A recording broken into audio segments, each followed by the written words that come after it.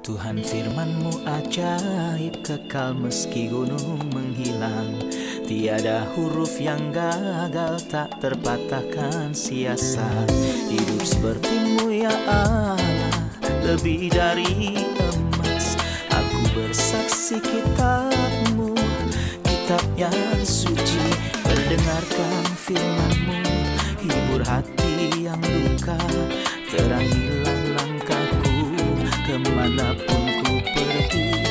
Biarkanlah firman-Mu berkuasa atasku. Ubahkanku, bebaskanku, ku mau menyenangkan-Mu.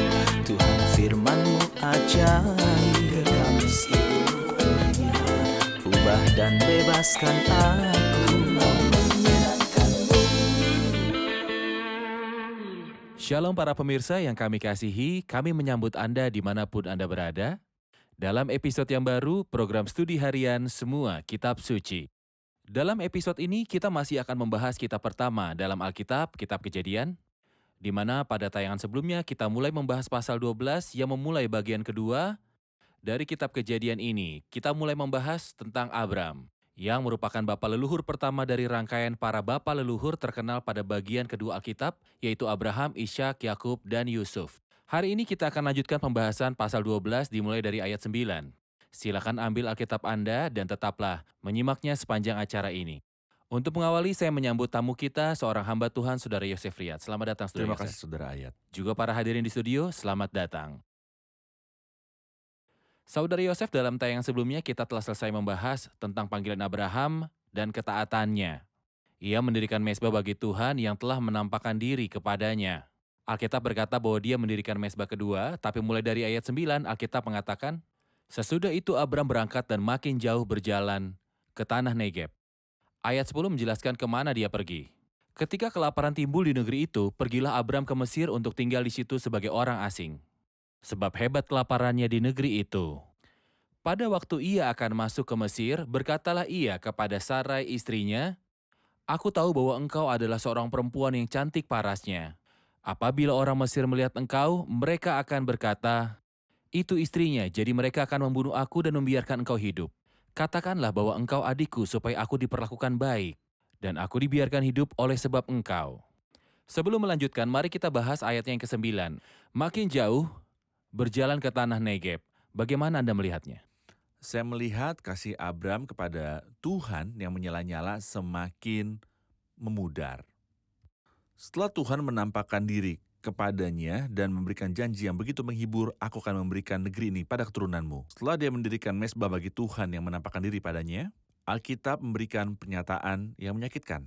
Abram bukan hanya mendirikan mezbah bagi Tuhan, tapi juga memanggil nama Tuhan. Ini merupakan hal yang luar biasa. Tapi Abram berangkat dan pergi menuju selatan. Apakah ia mendapat perintah dari Tuhan? Alkitab tidak menyebutkan hal itu. Ini menunjukkan bahwa ia bertindak sendiri tanpa bergantung pada Tuhan. Saya pikir awal dari dosa bukanlah melakukan dosa besar. Awal dari dosa adalah tidak bergantung kepada Allah. Dan membuat keputusan tanpa bertanya, ke arah mana ia akan pergi, kiri atau kanan. Tapi hal luar biasa, Abram bapa semua orang percaya, pria yang hebat. Di bagian ini ia bertindak sendiri tanpa bergantung pada Allah. Hal ini mengarah berlanjutnya kisah yang menyedihkan. Ketika ia tiba di Mesir, sangat disayangkan Abram menyangka Sarah sebagai istrinya. Abram sama sekali tidak jadi berkat pada saat itu. Hati manusia selalu cenderung menjauh dari kehendak Allah. Apakah kecenderungan ini ada dalam natur kita? Benar. Tapi pada bagian ini kita melihat bahwa ketika Abraham melakukan perjalanan, dia melakukan secara beruntun. Ayat 10, ketika kelaparan timbul di negeri itu, dia Ya. berjalan. Ya. Abram pergi ke Mesir. Kelaparan Ya. membuat Abram pergi ke Mesir dan tinggal di sana. Kemudian di Mesir, dia mengatakan istrinya sendiri adalah adiknya. Saya ingin membandingkan antara Abram dan apa yang terjadi padanya ketika dia mengalami kelaparan dibandingkan dengan Kristus. Kelaparan tidak mempengaruhinya ketika dicobai oleh iblis. Lihatlah ayat yang ke-10, kelaparan timbul di negeri itu. Pada ayat 16, Firaun menyambut Abram dengan baik-baik. Itu semua demi Sarai. Maksud saya, ia tergoda oleh rasa lapar dan kebaikan Firaun. Anda meminta saya untuk membandingkannya dengan Kristus. Yang pertama-tama dicobai oleh rasa lapar. Iblis membawanya ke atas gunung yang sangat tinggi dan memperlihatkan kepadanya semua kerajaan dunia dan kemegahannya. Dan berkata, semuanya akan kuberikan padamu. Yesus adalah satu-satunya manusia yang pencobaannya malahan menunjukkan kesempurnaannya. Benar. Maksud saya ketika pencobaan menghampiri siapapun, bahkan pada orang percaya sayangnya, pencobaan menunjukkan kelemahannya. Misal ketika kita membaca tentang Hizkia, raja yang terhormat. Alkitab menyatakan bahwa Allah meninggalkan dia untuk mencobainya supaya diketahui segala isi hatinya. Hizkia menunjukkan bahwa dia sama lemahnya seperti kita. Dia gagal ketika dia dicobai. Tapi ada manusia yang dicobai oleh rasa lapar dan kebaikan yang bukan berasal dari Allah, tapi sanggup menolak keduanya. Dia tidak menundukkan dirinya pada rasa lapar dan tidak menginginkan kebaikan yang bukan berasal dari Allah. Namun Yesus menerima rasa lapar dari tangan Bapa serta menolak untuk mengambil hadiah dari tangan si iblis. Iya, saat itu Abram tergelincir dengan keras. Ya. Untuk sementara Abram kehilangan Sarai. Saya tidak tahu bagaimana perasaan Abram waktu itu di Mesir tanpa Sarai. Saya ingin Anda menjelaskan tentang kejatuhan Abram dan bagaimana kita belajar secara rohani darinya. Jika kita lihat gambaran kasih karunia dalam diri Sarah dan gambaran iman dalam diri Abraham, betapa indahnya iman dan kasih karunia hidup berdampingan. Mereka selalu ada dalam iman dan kasih karunia Alkitab. Jelas bahwa Sarah mewakili kasih karunia. Ini dinyatakan dalam Galatia 4. Sementara itu Hagar mewakili hukum Taurat. Tapi ada sebuah ayat dalam kitab Yunus pasal 2, mereka yang berpegang teguh pada berhala adalah kesia-siaan. Meninggalkan dia yang mengasihi dengan setia. Jika Anda berpegang teguh pada berhala kesia-siaan, baik itu Abraham atau Yunus atau siapapun itu, saya atau Anda, siapapun yang berpegang teguh pada berhala kesia-siaan meninggalkan kasih karunia mereka. Baik sekali mereka tidak kehilangan kasih setia, tapi mereka meninggalkan kasih setia mereka karena Sarah dengan kasih karunia Allah telah kembali kepada Abraham. Tak diragukan, ini adalah pelajaran bagi Abram, tapi saya menyayangkan bahwa Abraham kembali membuat kesalahan yang sama dalam kitab Kejadian pasalnya yang ke-20. Kita terkejut melihat seorang pahlawan yang hebat jatuh 2 kali dalam kesalahan yang sama. Contoh lain yaitu Daud jatuh 2 kali dalam kesalahan yang sama. Daud pergi pada Akis raja kota Gad. Tuhan kita membebaskan Daud dengan mujizat, tapi Daud kembali menemuinya lagi. Hal ini menunjukkan betapa lemahnya kita dan juga betapa setianya Tuhan. Jika kita tidak setia, dia tetap setia karena dia tidak dapat menyangkal dirinya sendiri. Tidak peduli betapa luar biasanya malam-malam yang dihabiskan Abram di istana dan kebaikan yang diterimanya atau apapun yang diberikan kepadanya menggantikan Sarai, tapi satu malam tanpa Sarai merupakan satu malam paling gelap. Benar. Malam tanpa menikmati kasih karunia Tuhan adalah malam paling gelap bagi orang-orang percaya. Ketika Benar. Abram tidak dapat menikmati hadirat ilahi dan persekutuan dengan Apa artinya Tuhan. tanpa Allah? Benar. Apa artinya tanpa Allah? Kita akan kembali untuk menjawab pertanyaan dari hadirin.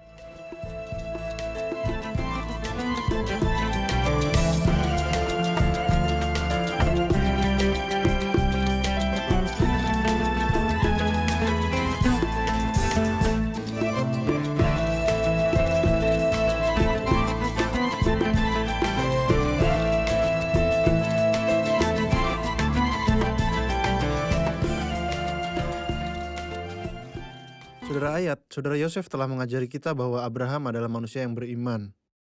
Kita telah melihat juga kesalahan dari Abraham. Tolong jelaskan apa tujuan Alkitab menyebutkan kesalahan dari orang percaya yang salah seperti Abraham. Ya, silakan Saudara Yosef.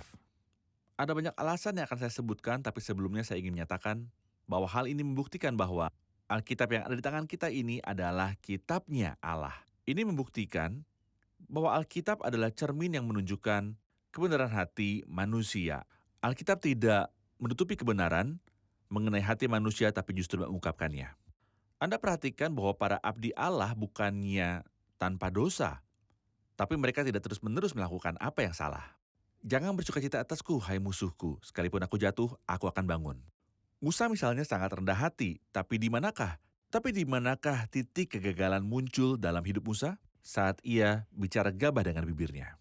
Abraham, bapa semua orang percaya, adalah manusia yang beriman dan pahlawan iman. Tetapi kegagalannya muncul pada titik ini. Elia adalah pria yang berani dan bahkan bernyali besar.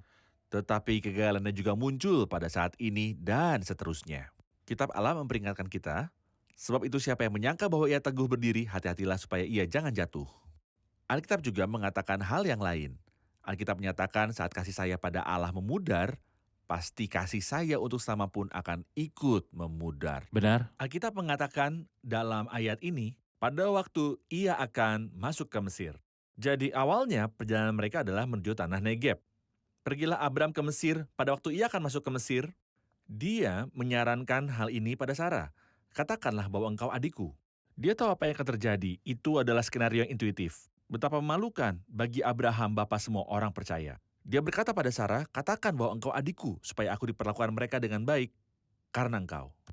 Kita diperlihatkan pada kegagalan manusia, bahkan para pahlawan iman, supaya mata kita terfokus hanya pada satu pribadi. Karena kita mempunyai banyak saksi bagaikan awan yang mengelilingi kita, marilah kita melakukannya dengan mata yang tertuju pada Yesus. Memimpin kita dalam iman. Yang memimpin kita dalam iman, membawa iman pada kesempurnaan. Siapakah pemimpin dan penyempurna iman? Hanya satu. Abraham adalah Benar. bapa dari semua orang percaya, tapi bukan pemimpin iman, hanya Kristus. Jadi Alkitab mengajari saya agar tidak terjatuh. Juga ketika terjatuh, saya tidak harus terjatuh, tapi ketika terjatuh, saya harus bangkit. Ya, benar.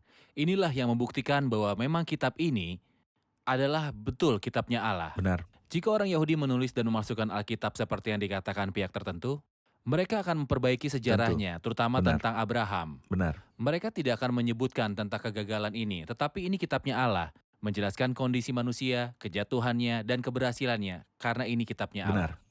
Kita kembali lagi membahas kisah Abram di Mesir. Mesir saat itu merupakan salah satu peradaban terbesar. Dan Firaun pada saat itu adalah salah satu otoritas terkuat di dunia. Benar. Tapi bagaimana otoritas Allah ditunjukkan terhadap Firaun dalam melindungi hambanya dan juga istri hambanya? Ada ayat indah dalam Mazmur 105 yang saya suka baca. Dikatakan dalam Mazmur 105 ayat 12, ketika jumlah mereka tidak seberapa, sedikit saja, dan mereka orang-orang asing di sana. Artinya jumlah mereka tidak banyak, serta tidak punya saudara untuk melindungi mereka. Alkitab berkata, mereka mengembara dari bangsa yang satu ke bangsa yang lain, dari kerajaan yang satu ke suku bangsa yang lain. Ia tidak membiarkan seorang pun memeras mereka. Inilah otoritas Allah kan ya? Iya.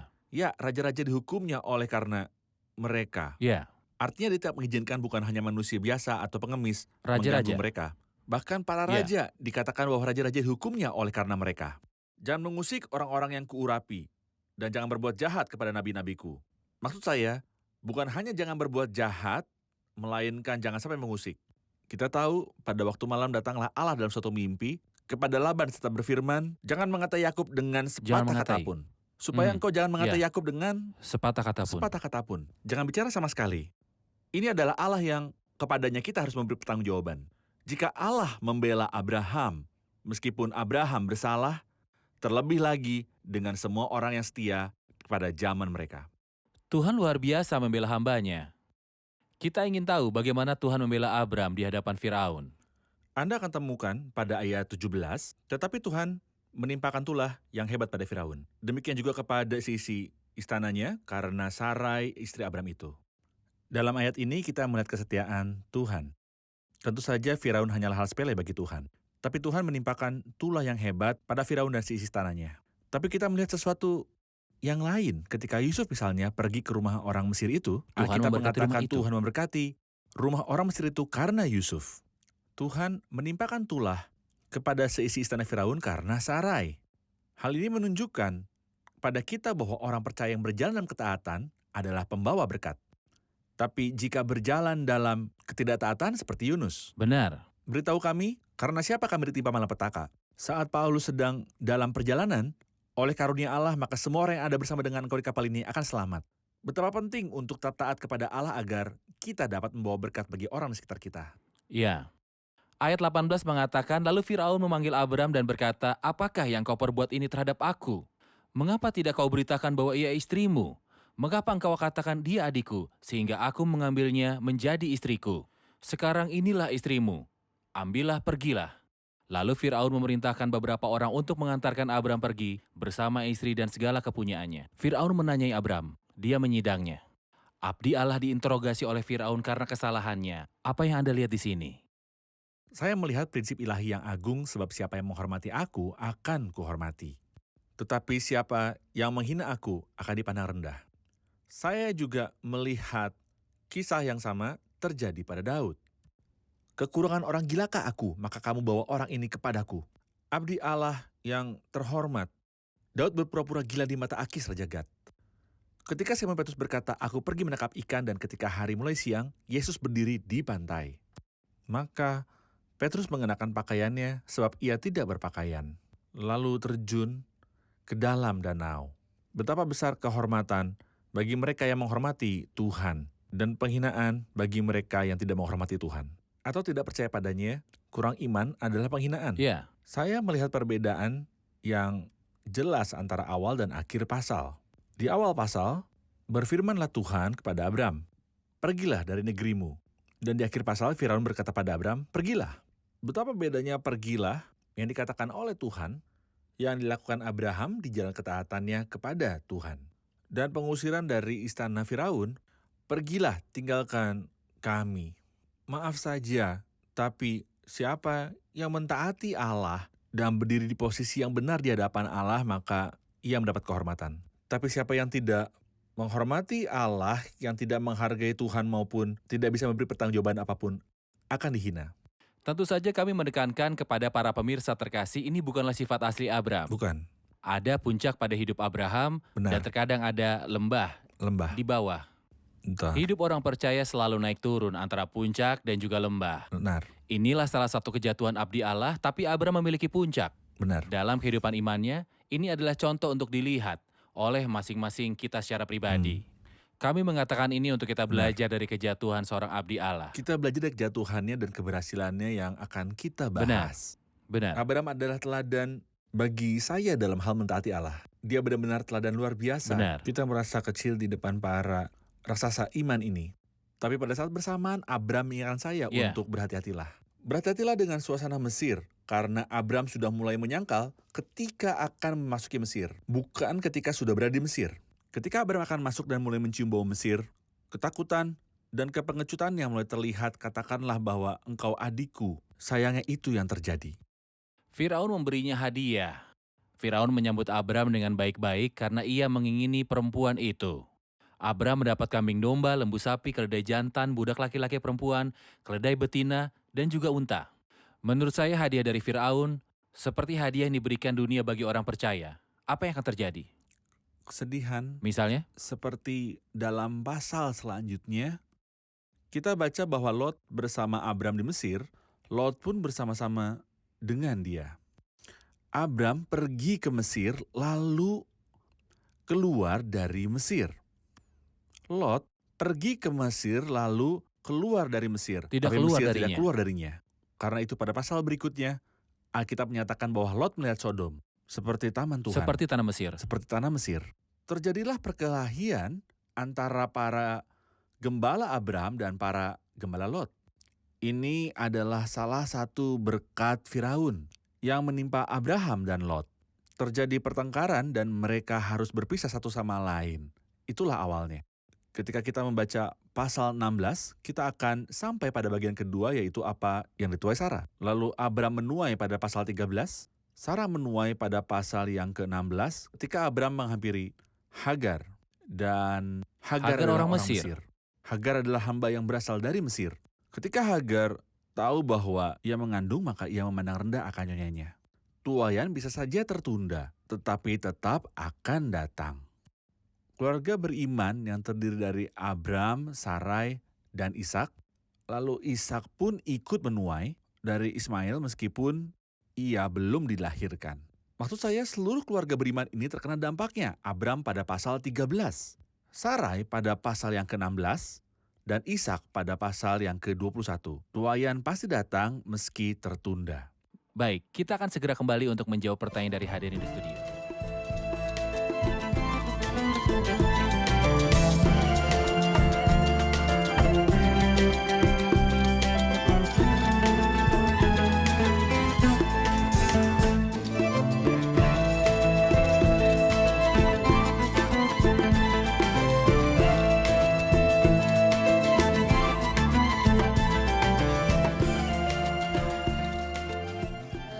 tahu bahwa Abram memutuskan pergi ke Mesir karena terjadi kelaparan di negeri itu.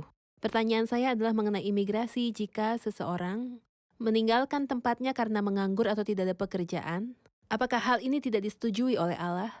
Sebuah pertanyaan penting. Silakan Saudara Benar. Yosef. Terkait pertanyaan ini saya akan mengatakan sesuatu. Dalam Kejadian 12 kita menemukan rujukan pertama tentang Mesir. Mesir disebutkan dalam Alkitab berkali-kali dalam Perjanjian Lama. Dan di awal Perjanjian Baru, dari Mesir kupanggil anakku. Serta di akhir Perjanjian Baru dalam Kitab Wahyu. Mesir adalah bangsa yang kedua dan negara kedua yang disebutkan secara langsung setelah Israel. Sekarang imigrasi. Bagaimana pendapat kita tentang imigrasi? Bahkan di antara 4 bapa leluhur yang telah kita baca dalam Kitab Kejadian, 3 diantaranya memiliki hubungan dengan Mesir. Ishak satu-satunya yang tidak pergi ke Mesir. Abraham, Yakub, dan Yusuf. Ada perbedaan antara ketiganya. Abraham pergi ke Mesir mengikuti kemauannya sendiri tanpa bertanya pada Tuhan. Hasilnya pahit dengan tuayan yang pahit. Yakub tentu saja dan Yusuf dibawa ke Mesir. Benar. Yusuf adalah berkat. Kita melihat bahwa Yusuf adalah berkat. Di rumah orang Mesir, bahkan di dalam penjara, lalu ke seluruh dunia. Mesir disebutkan dalam Alkitab berkali-kali dalam Perjanjian Lama. Dan di awal Perjanjian Baru, dari Mesir kupanggil anakku. Serta akhir Perjanjian Baru dalam Kitab Wahyu. Yusuf diutus dan melakukan hal yang benar.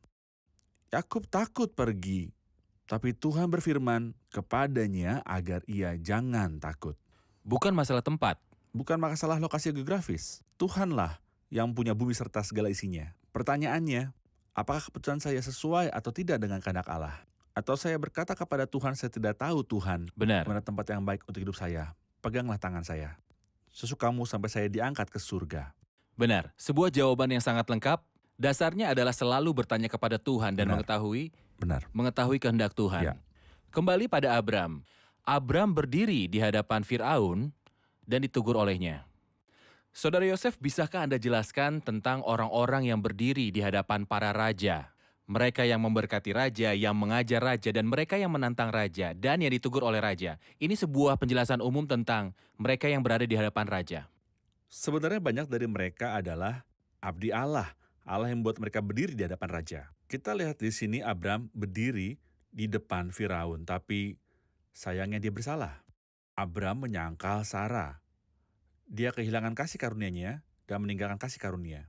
Firaun berkata, inilah istrimu, ambillah dan pergilah. Kelak Abram kembali berdiri di hadapan Abimelek dalam Kitab Kejadian 20. Sayangnya posisinya juga bersalah pada saat itu. Ini tidak berarti bahwa ketika abdi Allah berdiri di depan raja, mereka selalu ditegur oleh raja. Tidak. Misalnya ketika Yakub, dia pergi ke Mesir. Sesuatu yang luar biasa terjadi dalam Kejadian 47. Kita melihat pria yang sederhana dan pincang karena pangkal pahanya. Alkitab mengatakan bahwa Yakub memohon berkatnya bagi Firaun. Dan saat keluar, Yakub mohon berkat bagi Firaun. Dikatakan dalam surat Ibrani memang tidak dapat disangkal bahwa yang lebih rendah diberkati oleh yang lebih tinggi. Jadi siapa yang lebih tinggi? Yakub atau Firaun? Yakub. Yakub lebih tinggi daripada Firaun. Yusuf berdiri di depan Firaun dan mengartikan mimpinya. Daniel berdiri dan menjelaskan mimpi dari Nebukadnezar. Dan juga ia menasihati Nebukadnezar, biarlah nasihatku berkenan pada hati tuanku. Lepaskanlah diri tuanku dari dosa dengan melakukan keadilan, dengan menunjukkan belas kasihan terhadap yang tertindas. Tentu saja Nebukadnezar tidak taat, tapi kemudian dia belajar sesuatu. Dia memberikan pujian yang luar biasa kepada Tuhan karena pengetahuannya tentang Allah Daniel. Tentu saja kita tidak bisa melupakan bagaimana Musa berdiri tidak hanya setara tapi jauh lebih tinggi dari Firaun. Ketika Firaun marah dan menyuruh Musa untuk tidak datang lagi. Laki-laki terhormat itu menjawab, tepat seperti ucapanmu itu, aku tak akan melihatmu lagi. Musa adalah manusia yang luar biasa, pahlawan yang hebat, dan ia juga seorang yang pemberani. Meskipun pada awalnya dia berkata berat mulut dan berat lidah. Ini menunjukkan pada kita bahwa sebagai seorang yang merasa bukan siapa-siapa, Tuhan kita Benar. mengangkat dan meninggikannya. Jangan melupakan Yeremia, Ya. dia berdiri di hadapan raja-raja. Juga Rasul Paulus, ia berdiri di hadapan Raja Agripa. Kita ingat perkataan Paulus, "Aku berdoa pada Allah supaya engkau menjadi sama seperti aku." Benar. Ketika Agripa mengejeknya sambil berkata, "Hampir-hampir saja kau yakinkan aku untuk menjadi orang Kristen."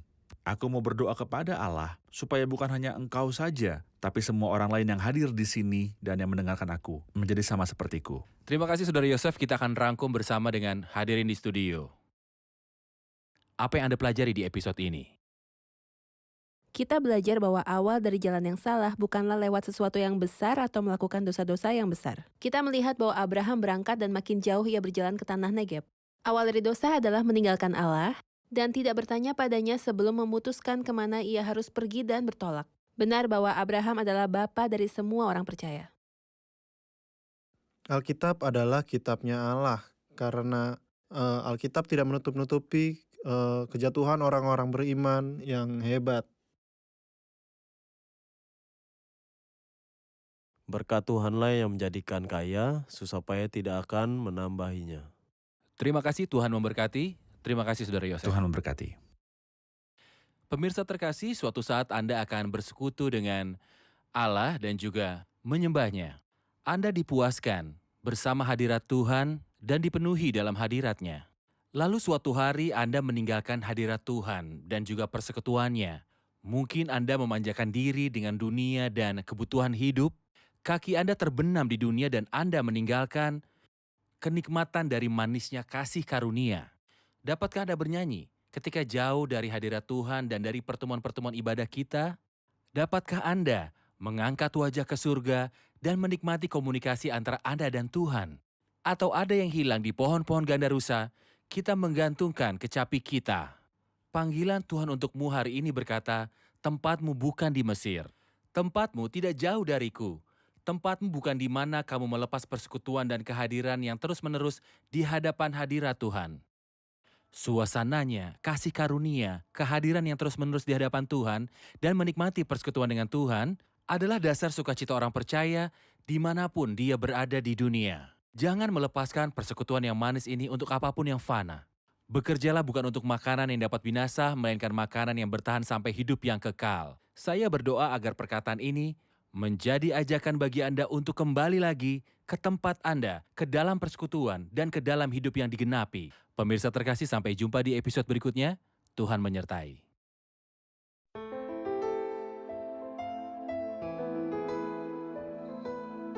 Tuhan firman-Mu ajaib, kekal meski gunung menghilang. Tiada huruf yang gagal, tak terpatahkan siasat. Hidup seperti-Mu ya Allah, lebih dari emas. Aku bersaksi kitab-Mu, kitab yang suci. Mendengarkan firman-Mu, hibur hati yang luka. Terangilah langkahku kemanapun ku pergi. Biarkanlah firman-Mu berkuasa atasku. Ubahkanku, bebaskanku, ku mau menyenangkan-Mu. Tuhan firman-Mu ajaib, ubah dan bebaskan aku.